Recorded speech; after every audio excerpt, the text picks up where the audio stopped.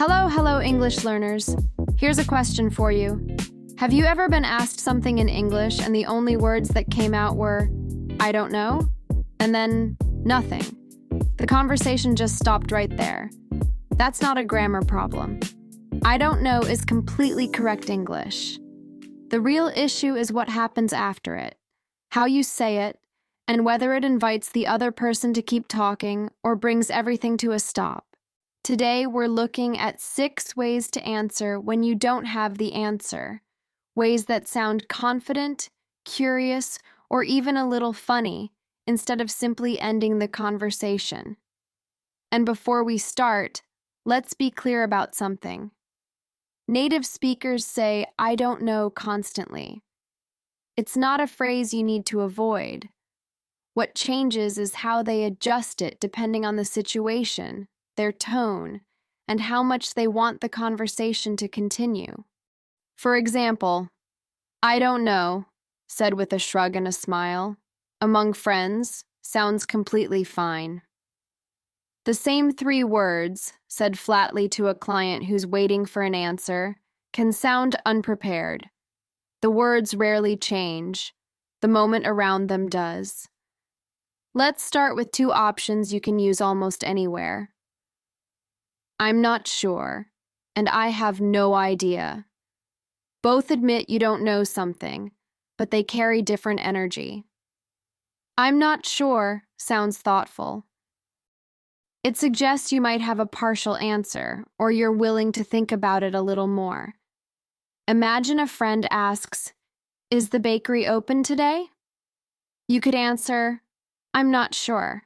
Let's check before we walk over. I have no idea carries more energy, and often a bit of humor. It works best in relaxed, informal conversations.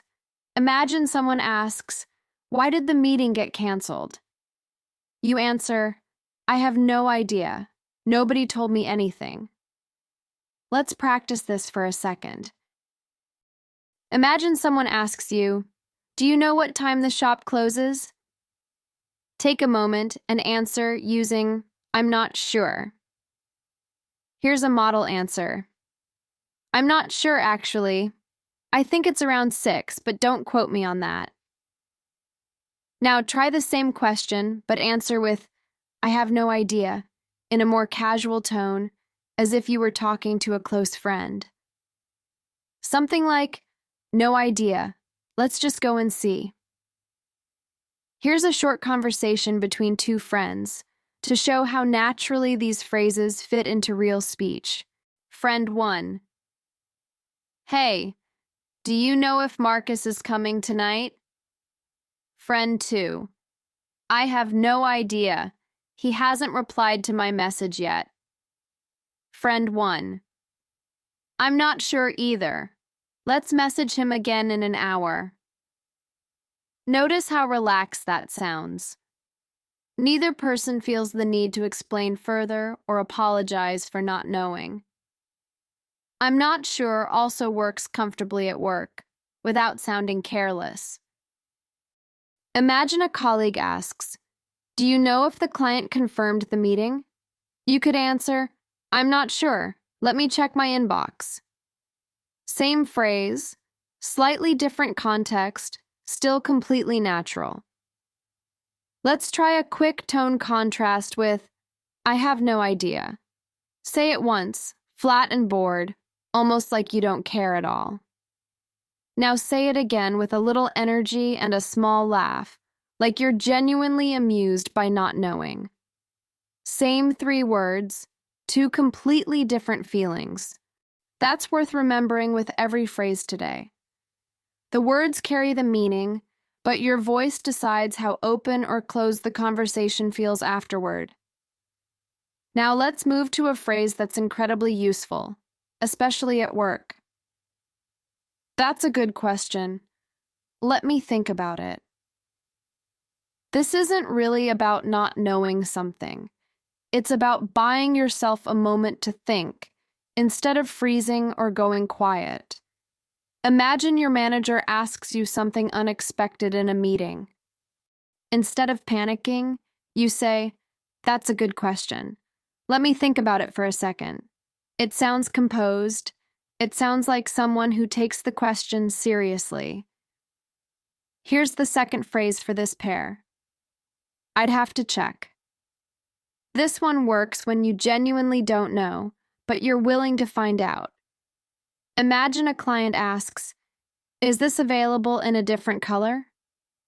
You answer, "I'd have to check. Let me get back to you on that." Let's practice. Imagine a coworker asks, "Do you know if the report is finished?" Pause for a moment and answer with, "I'd have to check." A model answer, "I'd have to check. I haven't looked at it since this morning." Now try the same idea, but as if a client asked you directly, in a slightly more formal tone. Something like, "That's a good question. Let me check and get back to you today." Here's a short workplace conversation. Manager, do we know why the numbers dropped last week? Employee, that's a good question. Let me think about it and pull the data. Manager, sounds good. Let me know what you find. Employee, I'd have to check the full report first, but I'll send you something by this afternoon. Manager, perfect, that works. Notice how confident that whole exchange sounds, even though nobody actually knows the answer yet. Notice something here. Neither phrase apologizes excessively. They sound responsible, not uncertain. That's the difference between sounding unprepared and sounding like someone who's simply thinking clearly. Try a quick contrast here too. Say, "That's a good question," quickly, almost nervously, like you're stalling. Now say it slowly, with a small pause after, like you actually mean it. The second version sounds far more in control, even though the words are identical. Let's move to our last pair. Your guess is as good as mine, and I couldn't tell you work in different situations. The first turns not knowing into something shared. Imagine two people looking at a strange machine. One asks, "What does this button do?" The other laughs and says, "Your guess is as good as mine." It's playful and works best with people you know. "I couldn't tell you" is different and doesn't automatically sound polite. Depending on your tone, it can sound warm and helpful, or a little cold and distant. The words alone don't decide that. Your voice does. Here's an example.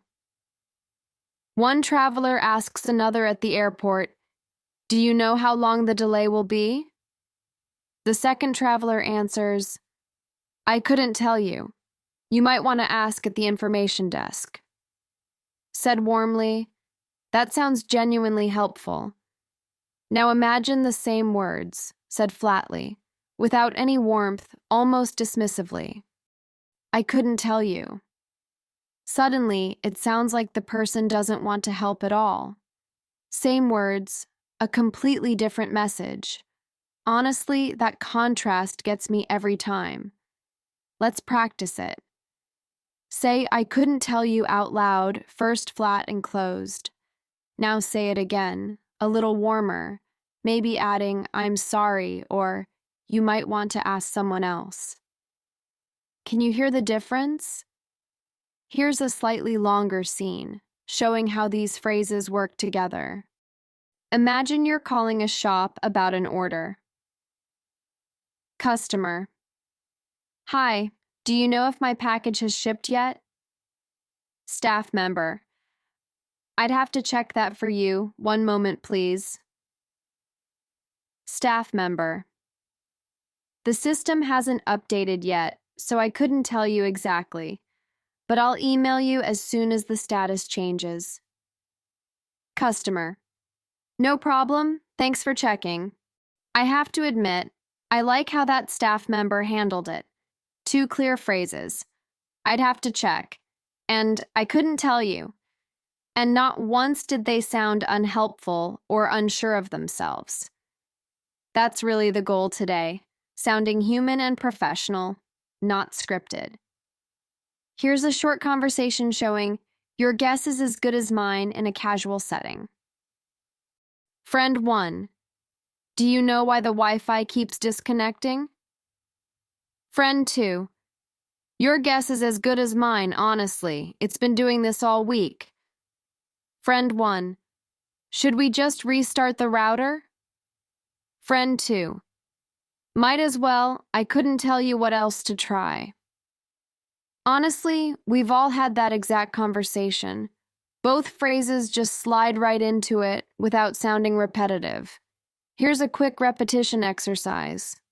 I'll describe a situation, and I want you to choose which of our 6 phrases fits best out loud before I give you an example answer. Situation 1. A friend asks if you know a good restaurant nearby and you genuinely don't. What would you say? You might choose, I have no idea, but let's look one up together.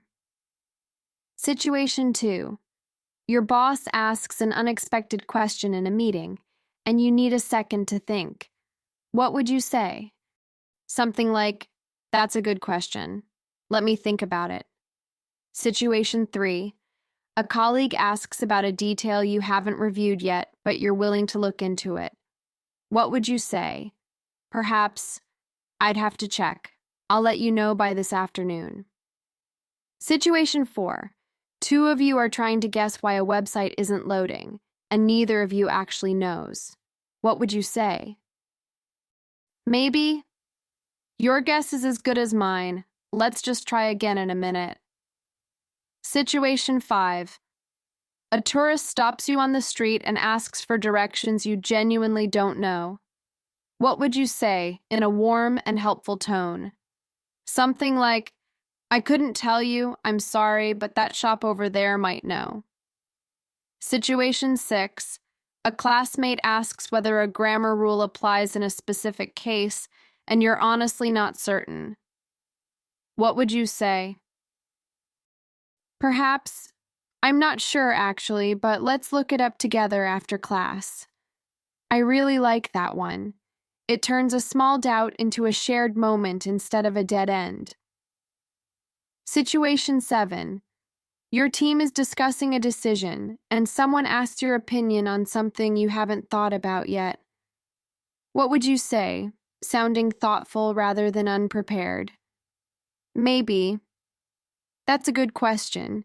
Give me a second to think about it properly. Situation 8. A neighbor asks if you know why the power went out on your street, and honestly, neither of you has a clue. What would you say, keeping it light and shared? Perhaps, your guess is as good as mine. Let's check if anyone else lost power too. Situation 9. Someone you've just met asks a fairly technical question you can't answer, and you want to sound helpful, not dismissive. What would you say? Something like, I couldn't tell you, but I'm sure someone here would know. Now, something worth knowing. You'll also hear phrases like, beats me, I haven't got a clue, I haven't the foggiest, or no idea, mate. These aren't tied strictly to one country.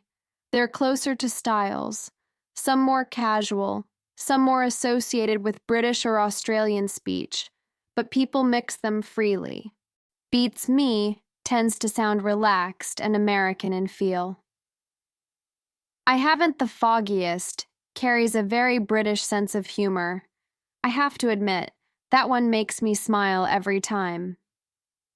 No idea, mate has that easygoing Australian rhythm. You don't need to master all of them, just recognize them when you hear them. Someone asks, do you know why the printer's broken again? And the answer comes back, easily. Beats me, it's been like that for weeks. Same idea, just a different flavor of English. There's something worth noticing across all 6 main phrases, too. The one you reach for often says something about you in that moment. Curious, careful, playful, or simply busy. That's not a mistake to fix. It's part of sounding like a real person instead of a textbook. Here's one more scene, this time from a job interview, where sounding composed really matters. Interviewer: can you tell me how you'd handle a situation you've never faced before? Candidate: that's a good question. Honestly, I'd have to think about the specific details, but I'd start by asking the right people for context. Interviewer: fair enough. And if you genuinely didn't know the answer to something a client asked? Candidate: I'd let the client know that I need to check. Then I'd get back to them with an accurate answer.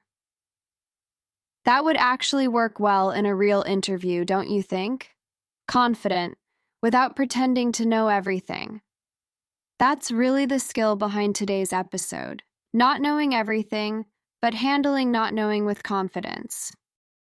You can combine phrases naturally, but be careful not to stack too many hesitation words in one sentence. It can sound less confident, not more. One clear phrase, said with a small pause, works better than 3 piled together. For example, that's a good question. Let me think about it for a second. Clean and composed, nothing extra needed. Native speakers often add a tiny thinking sound before these phrases. Well, let me see. Not real words exactly, but they buy you a second, and honestly, they sound completely natural. Try it yourself. Instead of, I'm not sure, try, I'm not sure, actually. Instead of, I'd have to check, try, well, I'd have to check on that.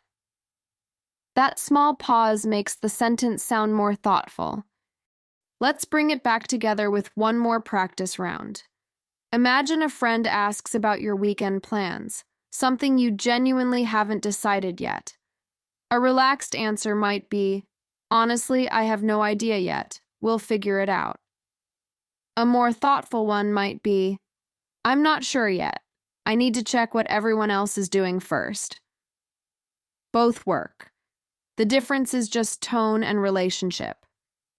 None of today's phrases pretend to know more than you do, and none of them shut the conversation down either. That's really the whole point. Let's try one more scene, somewhere completely different, a game night with friends, where nobody quite knows the rules. Host: does anyone actually know how this game works? Guest 1: honestly, I have no idea, but it looks fun. Let's just try it and figure it out. Guest 2: I'm not sure either, but I'd guess you flip a card and answer before the timer runs out. Host: good enough for me. Let's go with that. I can almost picture that table, everyone guessing at once. A little later, someone asks a genuinely tricky trivia question. Let's do a short recap. I'm not sure, and I have no idea, for everyday moments. That's a good question. Let me think about it. And I'd have to check, for work and responsibility. Your guess is as good as mine, and I couldn't tell you, for shared curiosity or careful honesty. Here's your challenge for this week. Choose just one of these 6 expressions, the one that feels most like you, and use it at least once in a real conversation, in English if you can, or even just in your head as practice. I'd love to know, which expression would you actually use in a real conversation? Leave a comment and tell me, and maybe give an example of when you'd use it. See you in the next episode.